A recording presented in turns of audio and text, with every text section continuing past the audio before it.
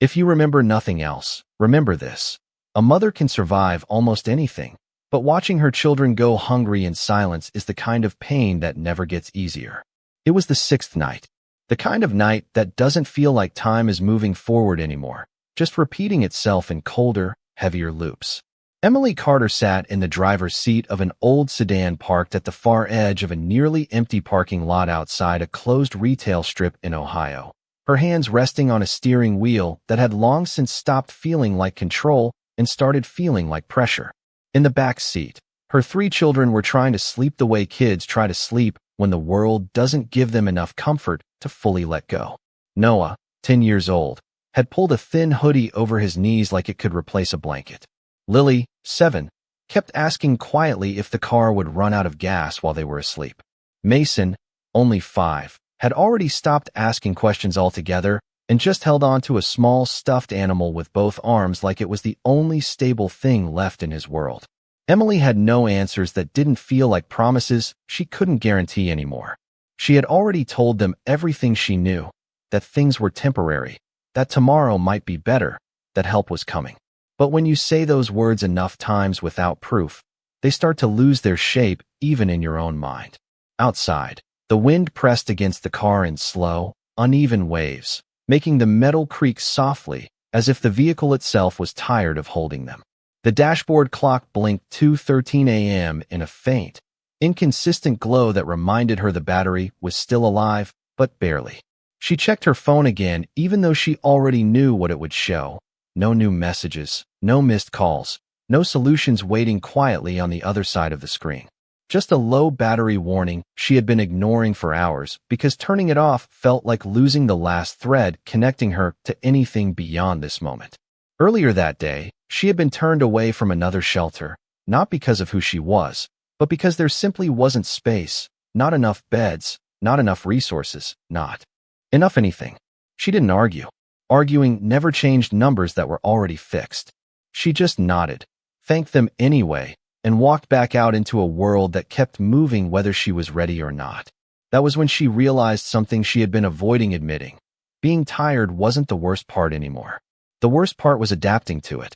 The children shifted again in the back seat, and Emily turned slightly to look at them, memorizing the way they curled into themselves, the way innocence still tried to protect them even when everything around them was uncertain. She pressed her forehead briefly against the steering wheel, not in defeat exactly, but in the kind of exhaustion that has nowhere left to go. Then, somewhere in the distance, headlights appeared. At first, she didn't react. Cars passing through empty lots at night were normal, meaningless, forgettable. But this one didn't pass. It slowed. Then it stopped. Not far. Close enough that she could see the shape of it through the windshield, dark, expensive, deliberate in a way that didn't belong in this forgotten corner of the world. Emily's breathing tightened slightly, not from fear, but from instinctive caution, the kind you develop when the world has already taught you that unexpected attention rarely comes without cost. The driver's door opened. A man stepped out, dressed too neatly for this place, his movements calm, controlled, almost careful. He didn't approach immediately. He simply stood there for a moment, as if confirming something only he could see. Then he walked toward her car. Emily's first instinct was to protect the silence inside the vehicle, to keep her children invisible, to make herself smaller in a way that might make the moment pass without disruption. But before she could decide what to do, he stopped beside her window, raised a hand, not aggressively, not urgently, and spoke in a steady voice that cut through the cold air without needing to raise itself. "Emily Carter," he said, like he already knew the answer before asking it. And in that moment, with her children asleep behind her and a stranger who should not have known her name standing outside her window, Emily understood that whatever came next was no longer going to be something she could prepare for. For a few seconds after he said her name, Emily Carter did not move at all, not because she did not hear him clearly, but because hearing it spoken in that calm, certain tone made the world feel suddenly less stable than it had been a moment before. Her hand tightened slightly on the edge of the steering wheel, and her eyes flicked instinctively toward the back seat, where her 3 children were still sleeping, unaware that anything outside the car had changed. The man outside the window waited without rushing her, his posture steady, as if patience was part of his job rather than a choice. When Emily finally lowered the window just a few inches, cold air slipped inside immediately, brushing across her face and reminding her how long it had been since she had felt anything warm that did not come from inside the car. "How do you know my name?" she asked quietly, her voice controlled but tired in a way that came from too many unanswered days. The man did not answer immediately. Instead, he looked past her for a brief moment, toward the children in the back seat, and something in his expression softened slightly, not with judgment, but with recognition. "My name is James Whitmore," he said finally. "I work for someone who has been looking for you." The words did not make things clearer. If anything, they made the moment heavier. Emily had heard enough broken promises to recognize how fragile hope sounded when it arrived uninvited. "I do not understand," she replied. "We are not in any system. We are not missing. We are just trying to get through the week." James nodded once, as if he had expected that answer. "I know exactly where you have been," he said, "and I know how long it has been like this." Emily felt a small shift in her chest at that, not relief, but caution sharpening further. People did not usually know details like that unless someone had been watching or unless something larger was involved. She glanced again at the back seat, where Noah had begun to stir slightly, sensing the change in atmosphere even through sleep. Lily shifted closer to him, and Mason held onto his small stuffed animal without opening his eyes. "If this is about help," Emily said slowly, "I have already asked for help everywhere I can think of." James shook his head gently. "This is not about asking," he replied. "This is about someone finally responding." He reached into his coat and retrieved a simple black card holder, not flashy, not dramatic, but precise in a way that felt intentional. He did not hand it to her immediately. Instead, he held it where she could see it clearly under the faint glow of the parking lot light. "The person I work for," he continued, "does not send messages like everyone else. And he does not appear in ways that draw attention." Emily stared at him, trying to find something in his expression that would tell her whether this was real or just another moment that would dissolve into disappointment. "Why us?" she asked, the question slipping out before she could stop it. James looked at her directly now. "That is not my question to answer," he said. "My job is only to bring you somewhere safe." The word safe landed differently than all the other words she had heard in the past weeks. It did not sound like a promise. It sounded like a place. Emily hesitated, her instincts pulling in opposite directions, one telling her to protect her children by staying exactly where she was, the other reminding her that staying had already brought them here. Behind her, Noah woke fully now, his voice quiet and uncertain as he asked what was happening. Emily turned slightly and met his eyes in the rearview mirror, forcing calm into her expression even though she did not fully feel it. "It is okay," she said softly, though she was not sure yet if she believed it herself. When she looked back, James was still waiting, not pushing, not demanding, simply present in a way that made it clear this moment would not last forever. "We are not going to force you," he said, "but I need you to understand something. The longer you stay here, the fewer options you will have left that do not involve uncertainty." Emily looked at the dark parking lot, at the empty spaces around her, at the cold reality of another night without direction. Then she looked at her children again. Finally, she opened the door just slightly wider, enough to let the cold fully in, and said the only thing she could say without breaking the moment entirely. "Where would we go?" Emily Carter did not answer immediately after asking where they would go, because the truth was that she had stopped believing in destinations a long time ago and had started surviving only in movements between temporary places. James Whitmore did not rush her silence. Instead, he stepped slightly back from the car door, giving her space while still staying close enough that she knew the conversation had not ended. The night air felt heavier now, as if the world itself was waiting for her decision. Inside the car, Noah had fully woken up, his eyes reflecting the faint glow of the parking lot lights, while Lily sat up slowly and leaned into her brother, sensing tension without understanding its source. Mason remained quiet, still holding on to his small stuffed animal, but his eyes were open now, watching everything with the careful stillness children sometimes develop when they sense uncertainty in adults. Emily finally spoke again, her voice lower than before. "I cannot take my children anywhere that I do not understand," she said. James nodded once, as if that was not only expected but already accounted for. Then let me make it simple, he replied. You are currently not safe where you are, not because of anything immediate happening here, but because your situation has reached a point where stability is no longer something you can maintain on your own. Emily felt a tightness in her chest at the word stability, because it sounded like something she had been trying to rebuild for months without success. Who are you really working for? She asked, more firmly this time, needing something concrete to hold on to. James paused for a fraction of a second, then answered, someone who does not usually involve themselves in situations like this unless they have already been observing it for some time. That answer did not comfort her, but it shifted the shape of the unknown from random to intentional. Emily looked down at her children again, and for the first time that night, she allowed herself to fully acknowledge how tired they all were. Noah's face carried the exhaustion of pretending to be fine. Lily's eyes were heavy with sleep she could not fully reach. Mason had stopped reacting to words altogether and was simply following movements with quiet attention. Emily closed her eyes briefly, not in surrender, but in calculation. When she opened them again, she made a decision that did not feel like trust, but felt like necessity.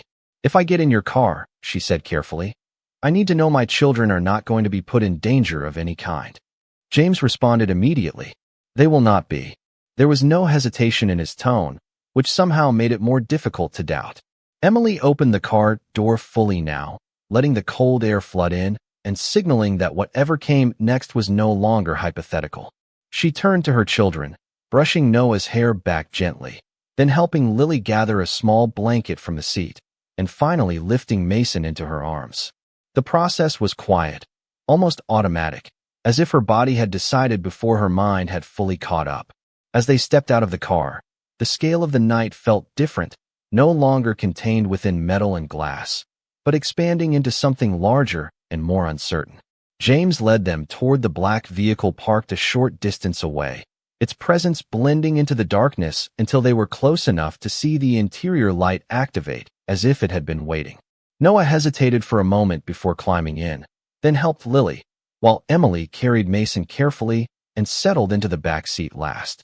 The interior was warm, unexpectedly so, and the contrast made Emily realize how long it had been since she had felt anything like controlled comfort. James closed the door gently and returned to the driver's seat. The car began moving almost silently, leaving the empty parking lot behind. Emily watched through the window as the place they had spent 6 nights slowly disappeared into darkness, replaced by unfamiliar roads stretching ahead without signs she recognized. After several minutes of silence, Emily spoke again, quieter this time. You said, someone has been looking for us, she said. James kept his eyes on the road. Yes, he replied. For longer than you think.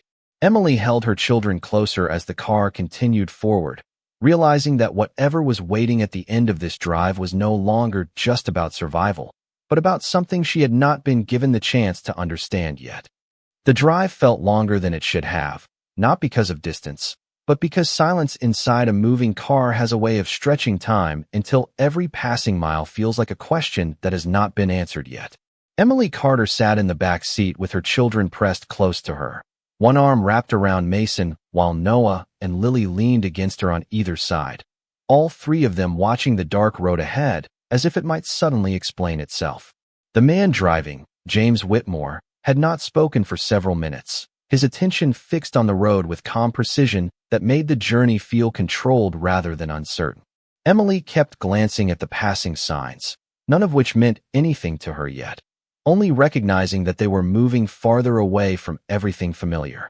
After nearly 40 minutes of travel, the city lights began to thin, replaced by stretches of road bordered by trees and long, quiet property lines that suggested distance from everything crowded or ordinary. Noah finally broke the silence in a soft voice, asking if they were going to a hospital or a shelter, and Emily hesitated before answering because she genuinely did not know anymore. James heard the question and responded without turning around. Neither, he said. You are going somewhere private. The word private made Emily more alert, not less, because private could mean many different things depending on who controlled it. Lily tightened her grip on Emily's sleeve slightly, sensing the shift in energy again. Mason had fallen asleep against her shoulder, exhausted by everything that had happened without fully understanding any of it. Eventually, the car turned off the main road onto a long driveway marked by subtle lighting embedded in stone pillars that rose on either side like quiet boundaries. Emily looked up and saw distance ahead where a large structure slowly came into view, not immediately recognizable at first because it was designed less like a building and more like a place that belonged to space rather than environment. The driveway curved gently upward, and the car slowed as they approached a set of gates that opened without visible effort, revealing a vast estate beyond.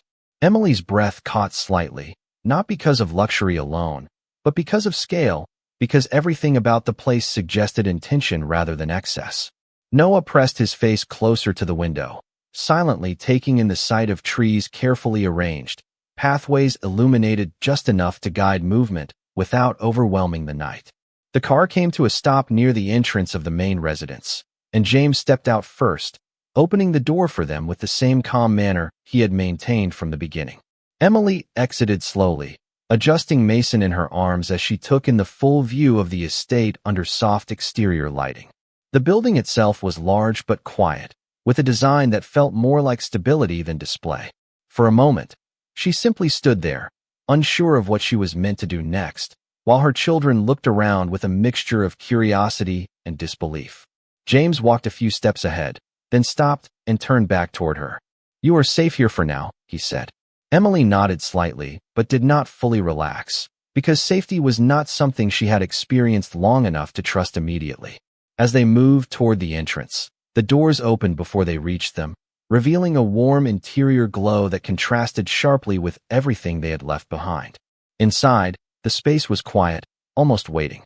Emily stepped forward slowly, her children following close, and as her eyes adjusted to the light, she noticed details that suggested this place had been prepared in advance rather than arranged quickly. Before she could ask another question, James spoke again. "The person who asked me to find you will meet you soon," he said.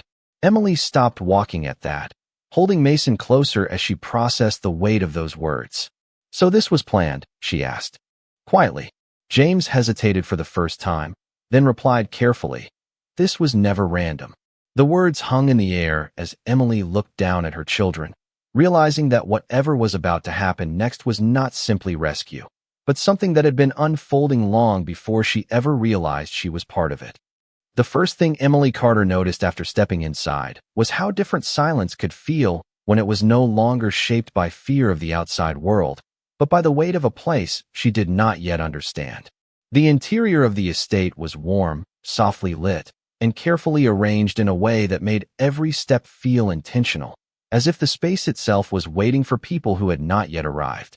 Her children stayed close to her, Noah slightly ahead now, looking around with cautious curiosity, while Lily held on to Emily's hand more tightly than before, and Mason remained quiet, his head resting against her shoulder, as if finally allowing himself to feel safe enough to stay still.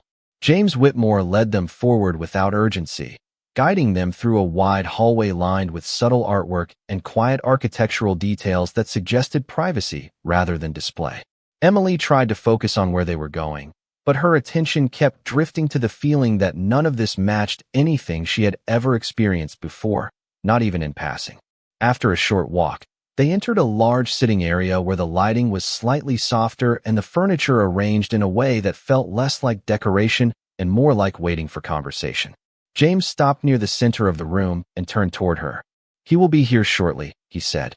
Emily adjusted Mason in her arms and finally sat down with the children beside her, lowering herself slowly as if testing whether the moment was real or temporary. Noah sat first, then Lily followed, both still observing their surroundings in silence. Emily looked at James and asked again, more directly this time, "Who is he?" James hesitated briefly, then replied, "Someone who has been carrying responsibility for a long time, and who recently learned about your situation." Emily did not fully understand what that meant, but she could sense that answers were being given in layers, not all at once. A few minutes passed in silence, during which Emily noticed small details in the room that suggested preparation, such as fresh water on the table, blankets neatly placed nearby, and subtle signs that children had been anticipated. That realization made her both uneasy and cautiously hopeful at the same time. Noah finally spoke again, asking if they were going to stay here, and Emily answered honestly that she did not know yet. Lily leaned against her mother's side and asked softly if they could sleep without being cold tonight, and Emily paused before saying yes, because for the first time in a long time, that answer felt possible. The sound of footsteps approaching from another hallway broke the quiet moment. Emily's body tensed slightly without her choosing it, and the children turned toward the sound. James stepped aside as another figure entered the room, older in appearance, calm in movement, and carrying an expression that did not match urgency or confusion, but something closer to certainty. He stopped a few feet away, looking at Emily and her children without speaking immediately, as if confirming something he already knew. Emily stood slowly, still holding Mason, while Noah and Lily rose beside her.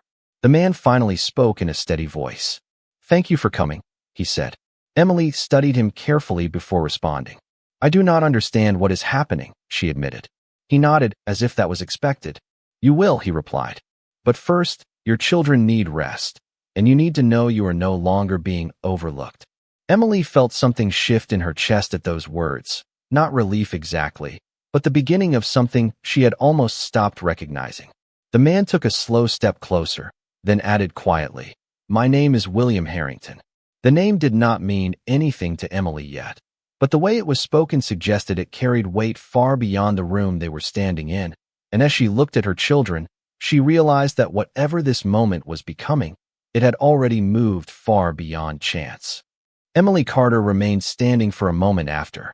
Hearing the name William Harrington, because names that carried weight did not usually enter her life in ways that felt real, and her mind needed time to adjust to the possibility that this was not another misunderstanding or temporary situation.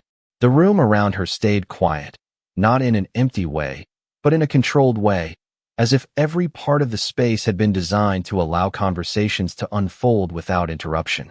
Her children stood close, Noah slightly behind her now, Lily holding onto her sleeve, and Mason still resting against her shoulder, finally calm enough to stay still without trembling from exhaustion. William Harrington did not approach further immediately. Instead, he observed them with a steady expression that did not show surprise, only acknowledgement, as if he had already seen versions of this moment in his mind before it ever happened. Emily adjusted her stance slightly and asked the question that had been building inside her since the moment she entered the estate. "Why are we here?" she said carefully, her voice steady but carrying fatigue that had not yet fully left her body. William nodded once, as if the question confirmed something important. "Because you should not have been where I found you," he replied. Emily did not respond immediately, because the answer did not fit into any simple category she could trust yet. Instead, she looked down briefly at her children, then back at him. "I do not know who sent you," she said, "but I do know that people do not usually appear like this without a reason." William's expression softened slightly, not in disagreement, but in recognition of her caution. "You are correct," he said. "There is always a reason." He paused for a moment, then continued, "And in your case, that reason began long before tonight." Emily felt a shift in her thoughts at that, not fear, but something closer to confusion trying to organize itself into understanding. Noah stepped slightly forward and asked quietly if they were going to stay here permanently, and William turned his attention toward the children for the first time more directly. "You will stay here until your mother decides what comes next," he said in a calm, steady tone. Lily looked up at Emily at that moment, searching for reassurance, and Emily gently placed a hand on her shoulder, trying to offer certainty she did not fully possess yet. The room remained still, but Emily became aware of subtle details she had not noticed before, such as the presence of staff nearby who remained at a distance, and the careful way the environment had been arranged to feel both open and secure at the same time. William finally took a step closer, lowering his voice slightly. "I did not come here alone in decision," he said. "There are records, reports, and confirmations that led to this moment. What I am responsible for is making sure you and your children are no longer placed in conditions that should not exist for anyone." Emily studied him carefully, searching for manipulation or hidden intent, but found only consistency in his tone. "And what happens after tonight?" she asked. William did not answer immediately, which made the silence feel heavier than any explanation could have been. Finally, he said, "After tonight, You will begin again in a place where survival is no longer your only focus. Emily felt her grip on Mason tighten slightly as she processed the weight of those words. It was not a promise of wealth or change she could easily define, but something more fundamental, the suggestion that her life might stop being measured only in days of endurance. Noah looked around the room again, then back at William, and asked if his mother was going to be okay now. William looked at him directly and replied, "Yes. She is no longer alone in making sure of that." Emily exhaled slowly, realizing that for the first time in a long while, she was not being asked to explain her situation to survive it alone, but was instead being told that someone else had already begun carrying part of it forward. The quiet inside the room shifted the moment Emily Carter finished speaking, because silence in a place like this was not empty. It was intentional, and it carried the weight of decisions that had already been made before anyone else fully understood them.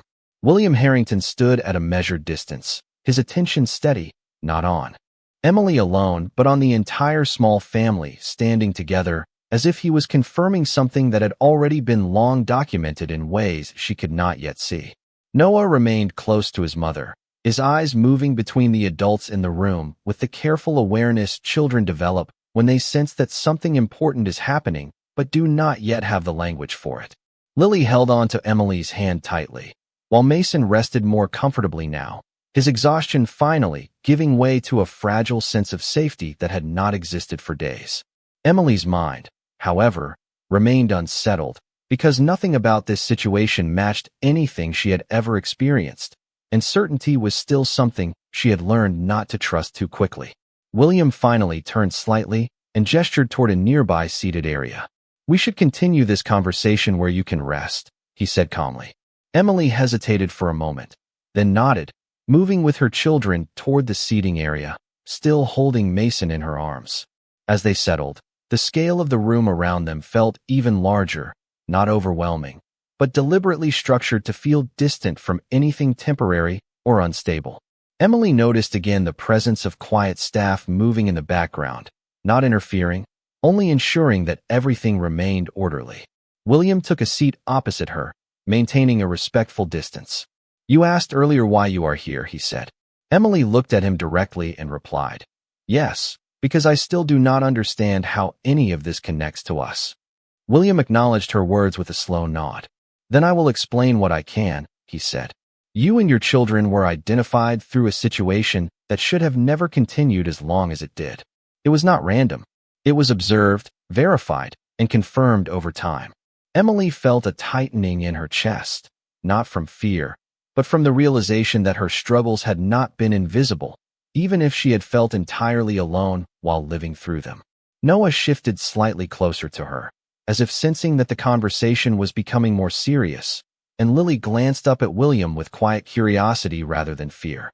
William continued, "There are systems in place that are meant to prevent situations like yours, but sometimes distance, timing, and lack of direct visibility delay intervention longer than they should." Emily listened carefully, trying to process the idea that her life had been seen from outside her own perspective without her knowing it. "So someone was watching us?" she asked quietly. William did not correct her wording. "Someone was aware," he said instead.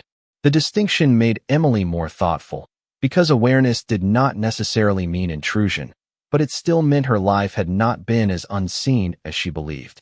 After a brief pause, she asked the question that mattered most to her now. "What happens to my children from here?" William's expression softened slightly, and when he answered, his tone carried certainty rather than suggestion. "From here, they will have stability, education, and safety that does not depend on circumstance changing from day to day," he said. Emily looked down at Noah and Lily, seeing for the first time in weeks not just exhaustion, but the possibility of something consistent. Noah asked softly whether they would have to leave again soon, and William replied, "No, not unless you choose otherwise." That answer lingered in the air longer than any other, because it introduced a concept Emily had almost stopped considering: choice. She had been reacting for so long that the idea of deciding felt unfamiliar. William stood slowly after a moment and added, "There is one more thing you should know before you rest." Emily looked up at him, waiting. "The person responsible for initiating this process will meet you tomorrow," he said. "Not to control your outcome, but to ensure you understand exactly what has been done and why. Emily did not respond immediately, because the idea that her life had already been set into motion by someone else made her feel both uneasy and strangely relieved at the same time. As the room remained quiet, she held her children closer, realizing that for the first time in a long while, the future was no longer something she had to survive alone in the dark, but something that had already begun to open in front of her, even if she still did not understand its full shape. The next morning arrived with a stillness that felt different from any morning Emily Carter could remember in the recent past, not because anything outside had changed, but because for the first time in a long while she had not woken up inside a situation defined entirely by urgency and survival. The room she and her children had been given was quiet, warm, and structured in a way that made sleep feel uninterrupted rather than temporary. Noah was the first to wake, sitting up slowly and looking around, as if confirming that what he saw was still real. Lily followed shortly after, rubbing her eyes and immediately reaching for Emily, while Mason remained asleep a little longer, his breathing steady in a way Emily had not heard from him in days. Emily herself had not fully rested, but she had experienced something close to it, a kind of pause that allowed her thoughts to settle without immediate pressure. After a short time, there was a gentle knock at the door, and a staff member entered quietly, informing her that William Harrington would meet them again when she was ready. Emily dressed the children carefully, taking her time not because she was afraid, but because for once there was no urgency forcing her to move faster than she could think. When they entered the main hall again, William Harrington was already present, standing in the same calm manner as before. He greeted the children first with a simple nod, then turned his attention to Emily. "I hope you were able to rest," he said. Emily nodded slightly. "More than I have in a long time," she admitted. William acknowledged that without comment, then gestured for them to sit. The atmosphere remained steady, but Emily noticed that there was something different about the way he looked at her now, less like observation and more like confirmation of something ongoing. "Before we go further," William said, "I want you to understand that what you are experiencing is not temporary assistance. It is structured support that was activated after your situation met specific conditions of concern." Emily listened carefully, trying to connect his words to something familiar, but finding no direct comparison in her past experience. "Who decided those conditions?" she asked. William paused briefly before answering. "A private initiative connected to long-term monitoring of vulnerable situations that often go unaddressed until they reach critical stability thresholds," he said. Emily looked down at her hands for a moment, processing the idea that her life had been part of something observed rather than ignored. Noah, sitting beside her, asked quietly if they would ever have to sleep in the car again, and Emily immediately answered no, not because she was certain of every detail, but because for the first time, she believed there were structures in place that would prevent it. Lily leaned against her arm, visibly more relaxed than she had been in days. William continued, "There will be arrangements for housing, education continuity for your children, and financial stability measures that will remove immediate uncertainty." Emily looked up at him and asked the question she had been holding back. "And what is expected from me in return?" William met her gaze directly. "Nothing that compromises your independence," he replied. "Only that you allow the process to complete so that stability can be fully established." The simplicity of the answer unsettled her more than a complicated explanation would have, because it did not feel like a transaction, but like a system already in motion. A short time later, a second set of doors opened quietly, and a new presence entered the room. Emily turned instinctively, noticing a younger man in professional attire carrying a small folder. He approached with respectful distance and acknowledged William briefly before turning to Emily. "My name is Daniel Hayes," he said. "I will be coordinating your transition process moving forward."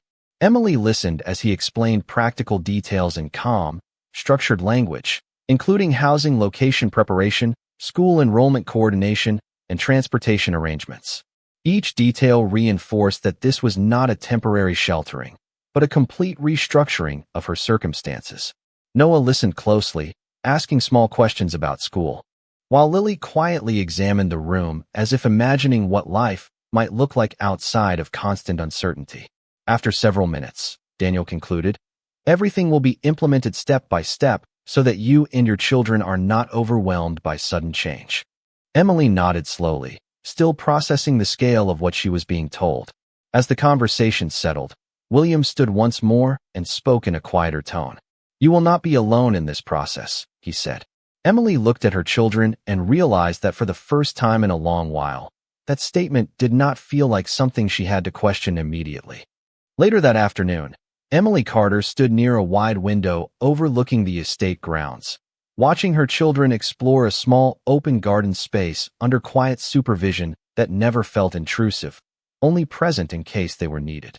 For the first time in weeks, Noah was running slowly across the grass instead of sitting in silence, while Lily followed him at a careful distance, and Mason stayed close to Emily, but with a relaxed expression she had not seen before. The change was subtle, but it was real enough that Emily noticed herself breathing differently, not in relief exactly, but in the absence of constant tension. William Harrington had not spoken much since the morning, and Daniel Hayes had been moving quietly between rooms handling arrangements that Emily was told would continue to unfold over the coming days. Everything felt structured, but not rushed, as if stability was being built layer by layer rather than delivered all at once. Emily eventually sat down near a shaded seating area, watching her children and trying to process how quickly the definition of their lives had shifted. Only days ago, she had been calculating how many hours of rest they could safely afford inside a car. Now, she was being told about housing assignments, school enrollment, and long-term support systems that felt almost too complete to fully accept immediately. William approached her after some time, holding a simple folder in his hand. He sat across from her without ceremony, placing the folder on the table between them. "There is something you should understand fully now," he said. Emily looked at him, waiting. He opened the folder and slid a set of documents forward, not forcing her to take them, only allowing her to see. "Everything you and your children are receiving now is not random assistance," he continued. "It is part of a directive established by someone who has spent years identifying cases where intervention was delayed too long." Emily listened carefully, her eyes scanning the pages without fully focusing on the details yet, because the meaning behind the words mattered more than the structure of the paperwork. "Who exactly made that decision?" she asked again, more firmly this time. William paused, then replied, "Someone who does not usually make themselves visible in outcomes like this." Emily leaned back slightly, looking toward her children again before speaking. "So we are part of something larger than just us," she said. William nodded. "Yes," he answered simply. "But your part of it is not about control. It is about recovery." The word recovery stayed in her mind longer than the others, because it implied that something had been broken for a long time without her being told it could be repaired. A short silence followed, during which Emily noticed Noah and Lily sitting together on the grass, talking quietly in a way that sounded more like children again rather than exhaustion. Mason was nearby, sitting and observing a small patch of flowers with focused attention. Emily felt a shift inside her, not dramatic, but steady, like something inside her was beginning to accept that survival no longer needed to be her only responsibility. William closed the folder gently. "There will be a final meeting later today," he said. "You will be given full clarity on the structure supporting you moving forward." Emily nodded, but then asked one final question before he stood. "Why us?" William did not answer immediately, and when he did, his voice was calm but certain. "Because no one should have been in that situation as long as you were," he said. After he left, Emily remained seated, watching her children as the afternoon light softened across the garden. For the first time in a long while, she did not feel like she was waiting for the next problem to appear, but instead standing in the middle of something that had already started changing without asking her to fight for every single step forward. The final meeting took place in the same estate, but in a different room that felt more formal than the spaces Emily Carter had seen before, with a long table, soft lighting, and a quiet atmosphere that made every movement feel intentional rather than casual. Emily sat on one side with her children close to her, Noah now sitting upright with more awareness than before, Lily holding a small glass of water with both hands, and Mason resting against her arm in a calm way that had become more consistent over the past day. Across from them were William Harrington and Daniel Hayes, both present but letting the conversation belong primarily to Emily. The room was quiet for a moment before William spoke. This is the final stage of explanation, he said. After this, everything that has been prepared will move into full effect based on your consent.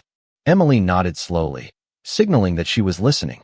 Daniel opened a tablet and placed it gently on the table, showing structured information rather than emotional explanation. What you are seeing here, he said, is the framework of housing, education placement, healthcare coordination, and financial support systems that will be active for your family starting immediately. Emily looked at the screen, but her attention moved more to the idea behind it than the details themselves, because for so long she had lived without anything structured at all.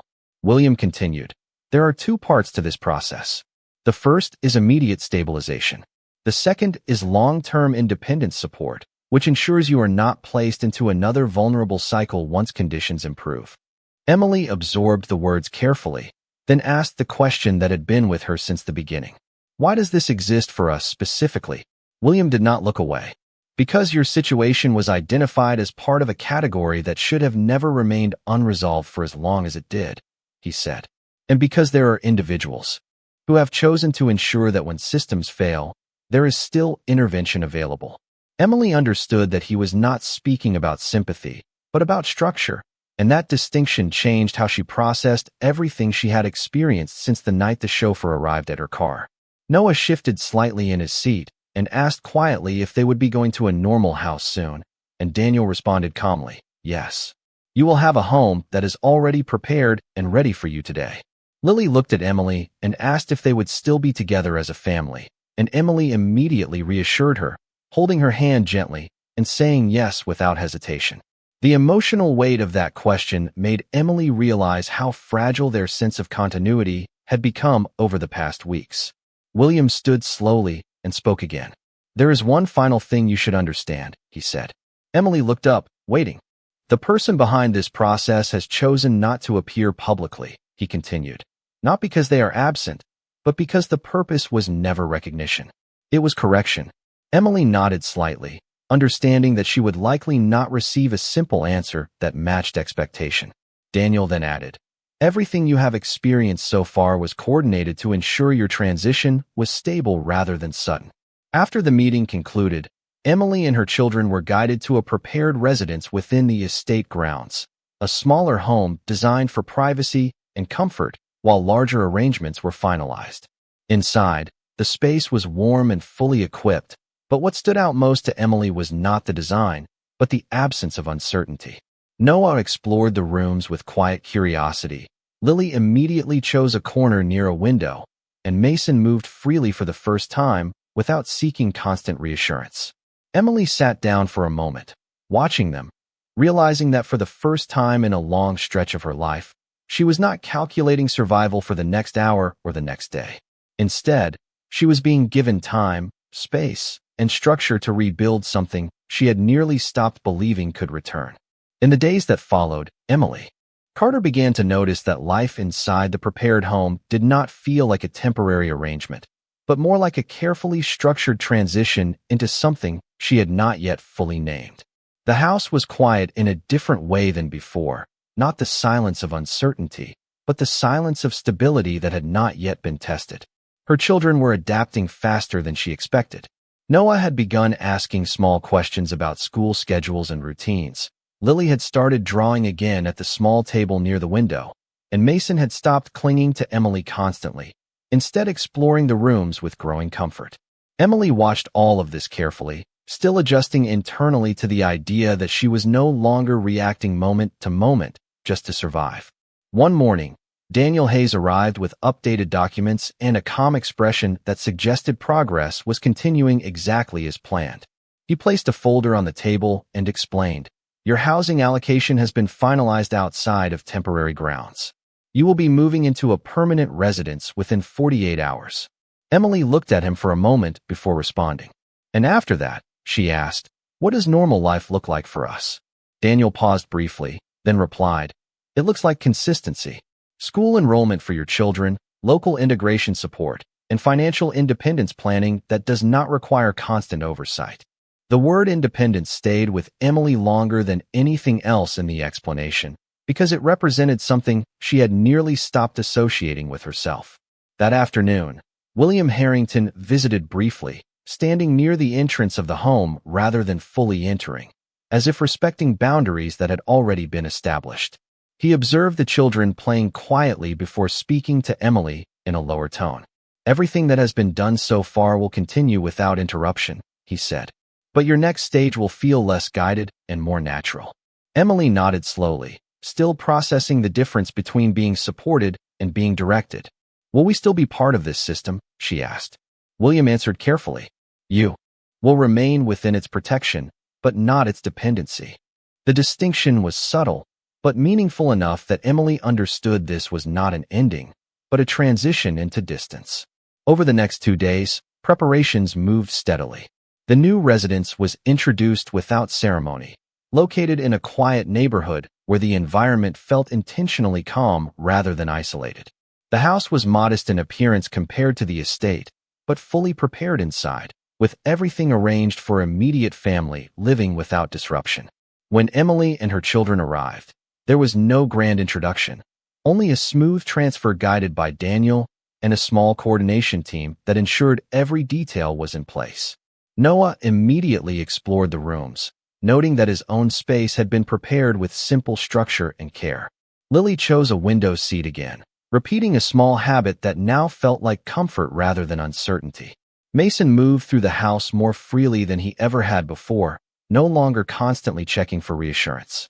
Emily stood in the center of the living space for a long moment, realizing that for the first time in a long while, she was not calculating survival based on hours or days ahead. Later that evening, Daniel checked in one final time before leaving, confirming that all systems were active and that support would continue in the background without direct disruption to their daily life. As the day ended, Emily sat quietly with her children, listening to the sounds of a normal evening forming around them. And for the first time, she allowed herself to accept that what had begun in crisis had now fully transformed into something that no longer demanded fear as its primary condition for existence. One morning, several weeks after settling into the new home, Emily Carter noticed a change in the rhythm of her life that was so gradual she almost missed it at first because it was not marked by dramatic events or sudden shifts, but by the simple absence of constant urgency.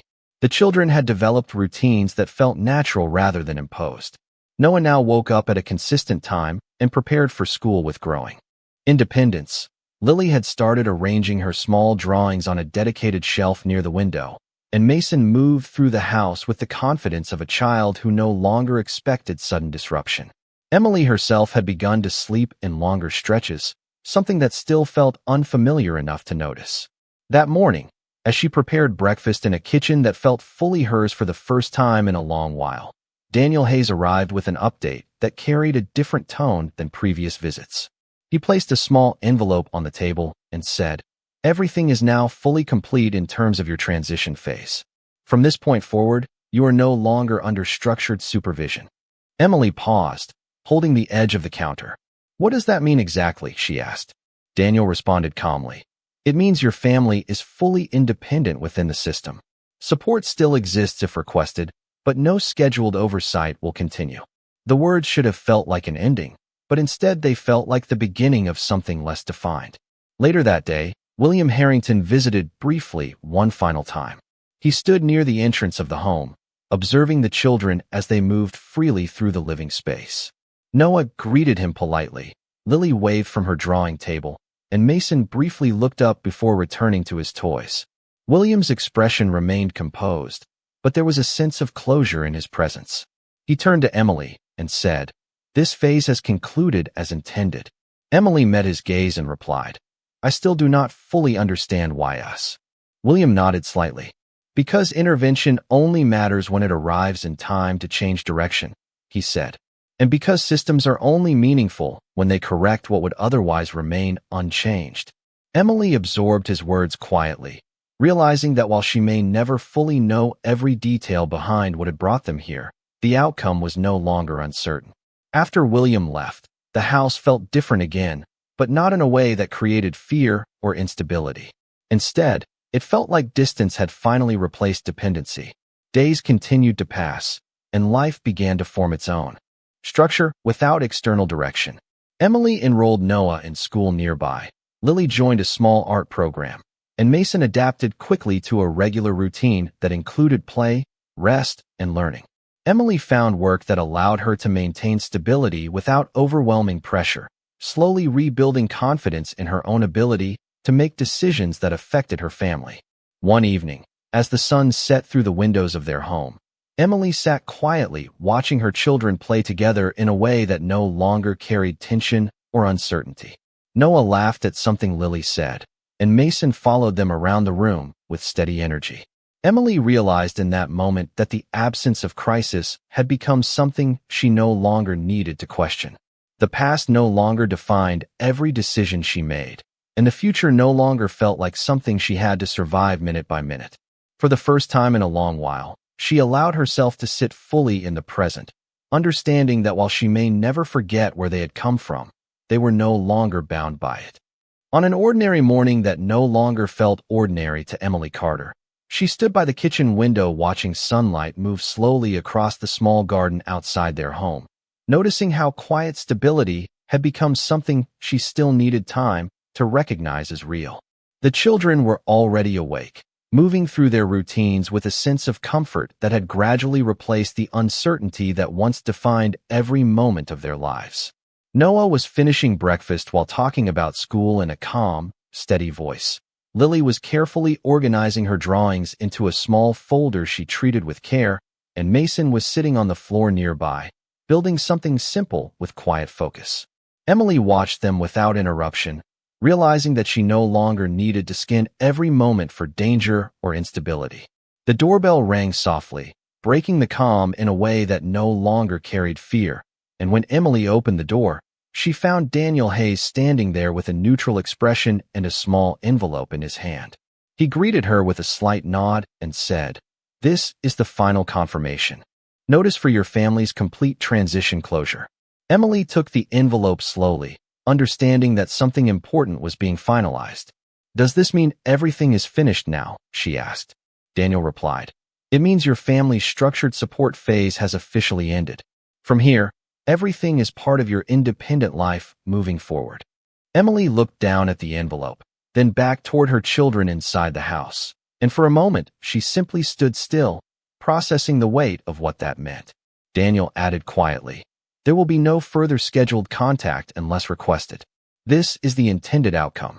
After he left, Emily returned inside and sat at the table, placing the envelope down without opening it immediately.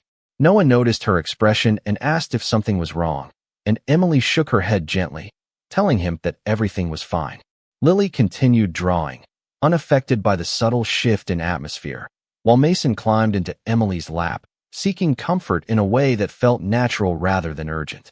After a long moment, Emily finally opened the envelope and read through the final documentation, seeing structured language confirming that all systems, support frameworks, and oversight measures had been concluded. There was no uncertainty in the wording, only completion. She placed the papers back on the table and leaned back slightly, exhaling slowly, as if allowing the reality of it to settle fully for the first time. Later that evening, as the sun lowered outside and the house filled with a soft golden light, Emily sat with her children in the living room, watching them interact without interruption. Noah was laughing quietly with Lily over something small and harmless, while Mason played nearby within reach of both of them. Emily realized that this moment, simple and unremarkable on the surface, was exactly what she had been unable to imagine during the most difficult days of her life. There were no more schedules being introduced, no more systems being explained, and no more external decisions shaping their immediate future. Everything now belonged to them in a way that felt both new and quietly powerful. Emily looked at her children and understood that while she could never erase where they had come from, she no longer had to live inside that chapter. The weight of constant uncertainty had been replaced by something she was still learning how to trust, a life that was no longer defined by survival, but by continuity, choice, and the quiet possibility of simply moving forward.